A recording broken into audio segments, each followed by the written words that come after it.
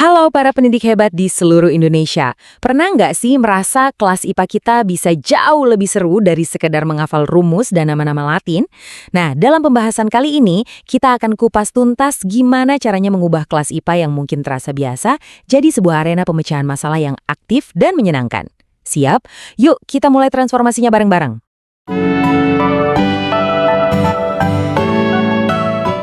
Oke, ini dia peta perjalanan kita. Pertama, kita akan kenali dulu tantangan-tantangan yang ada. Kedua, kita temukan solusinya lewat problem-based learning. Ketiga, kita lihat buktinya, biar nggak cuma katanya-katanya. Keempat, kita bedah resep praktisnya pakai model Ardek. Dan terakhir, kita siapkan langkah pertama untuk memulai perubahan di kelas Anda. Baik, kita masuk ke bagian pertama. Coba kita jujur jurusan dulu deh.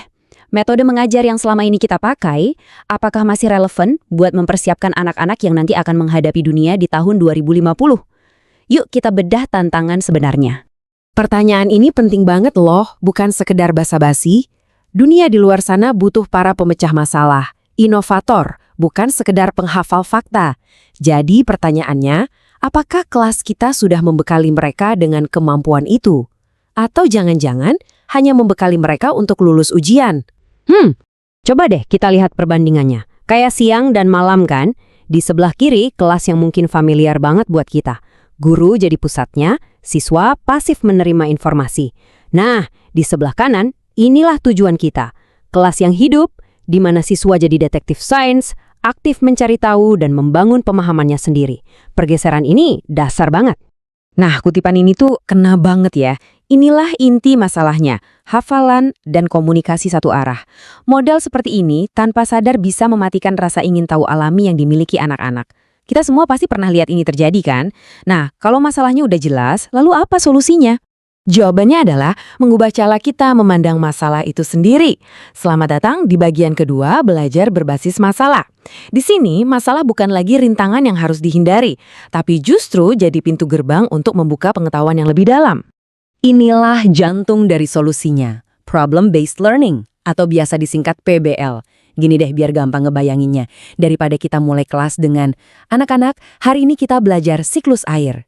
Kita mulai dengan pertanyaan, kenapa ya daerah kita ini kok sering banget banjir setiap musim hujan? Dari situ, siswa jadi terpancing untuk mencari tahu sendiri. Nah, itu dia perbedaannya. Dari transfer informasi, jadi penemuan pengetahuan. Oke, kedengarannya keren sih secara teori, tapi beneran efektif nggak sih di lapangan? Nah, di bagian ketiga ini, kita nggak mau asumsi. Kita biarkan data yang berbicara. 81%. Coba perhatikan angka ini. Angka yang besar banget kan? Tapi ini angka apa sih sebenarnya? Jadi begini, angka tadi itu bukan dari satu penelitian iseng. Bayangin, ketika para ahli mengumpulkan dan menganalisis 20 penelitian berbeda, 81% diantaranya sampai pada kesimpulan yang sama. PBL itu metode paling jitu untuk melatih kemampuan siswa memecahkan masalah, khususnya di pelajaran IPA. Ini bukan kebetulan, ini adalah bukti yang sangat kuat. Dan ternyata manfaatnya nggak berhenti di situ. Siswa nggak cuma jadi jago memecahkan masalah, tapi pemahaman konsep mereka jadi lebih dalam. Mereka jadi lebih kritis, lebih jago kerjasama, dan yang paling penting, motivasi dan rasa percaya diri mereka meningkat drastis. Ini bukan sekedar metode, ini adalah cara untuk membangun pembelajar seumur hidup. Oke, buktinya sudah sangat meyakinkan. Tapi sekarang pertanyaan terbesarnya, gimana caranya saya menerapkan ini di kelas dengan kurikulum dan jadwal yang sudah padat? Tenang, disinilah model Radek hadir untuk membantu. Anggap saja ini resep praktis, 5 langkah mudah untuk menerapkan PBL di kelas kita. Jadi, apa sih REDIC itu?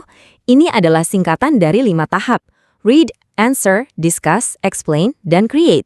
Anggap saja ini adalah alur atau peta jalan yang sistematis untuk memandu siswa kita dalam petualangan mereka memecahkan sebuah masalah. Nah, ini dia kelima tahapannya. Coba perhatikan alurnya deh. Dari menyerap informasi, merespons, mendiskusikannya dengan teman, lalu mencoba menjelaskannya kembali, sampai akhirnya menciptakan sesuatu yang baru dari pemahaman itu. Ini adalah sebuah siklus belajar yang utuh. Tabel ini ibarat cermin buat kita, para guru. Di kolom tengah, itu mungkin yang sering terjadi di kelas. Di kolom kanan, itu tujuan idealnya. Coba lihat di bagian discuss, dari yang tadinya guru yang dominan bicara, jadi sebuah forum di mana siswa saling membangun argumen. Peran kita di sini bergeser, dari penceramah jadi fasilitator diskusi. Yuk kita bedah gimana caranya? Kita mulai dari 2 langkah pertama, read dan answer. Untuk tahap read, coba deh sebelum kelas dimulai, kirimkan sebuah artikel menarik atau infografik tentang polusi plastik. Lalu di tahap answer, saat di kelas, jangan tanya, apa itu polusi? Itu membosankan. Coba pancing dengan pertanyaan seperti, menurut kalian, kalau kita semua diam saja, 10 tahun lagi lautan kita akan seperti apa ya? Beda banget kan efeknya? Lanjut, discuss dan explain. Di tahap diskusi, tugas utama kita adalah menciptakan ruang yang aman, di mana siswa merasa salah menjawab itu bukan masalah, yang penting berani mencoba. Lalu di tahap explain, berikan panggung untuk mereka. Percaya deh, ketika seorang siswa berhasil menjelaskan sebuah konsep rumit dengan bahasanya sendiri ke temannya, disitulah pembelajaran yang sesungguhnya terjadi. Dan inilah puncaknya, grand finalenya, creates. Di tahap inilah siswa kita bertransformasi. Dari yang tadinya konsumen pengetahuan, sekarang mereka jadi produsen solusi. Mereka tidak hanya belajar tentang ekosistem, tapi mereka bisa saja membuat poster kampanye untuk menyelamatkan sungai di dekat sekolah. Pembelajaran jadi aksi nyata. Kita sampai di bagian terakhir. Bagian ini bukan lagi soal teknik atau metode, tapi soal perubahan mindset. Tentang bagaimana kita melihat peran kita sendiri di dalam kelas. Yuk kita lihat gimana caranya memulai pergeseran besar ini. Coba kita resapi gambar ini. Inilah peran baru kita. Bukan lagi sebagai orang yang mengisi gelas kosong, tapi sebagai orang yang menyulut api. Kita membekali mereka dengan perkakas, yaitu kemampuan berpikir kritis dan berkolaborasi, supaya mereka bisa membangun dunia mereka sendiri kelak. Jadi, inilah inti dari semua perubahan ini. Kita bergeser peran. Dari berdiri di depan kelas sebagai satu-satunya sumber ilmu, kita turun, berjalan di antara mereka, memandu, bertanya, dan memprovokasi pemikiran.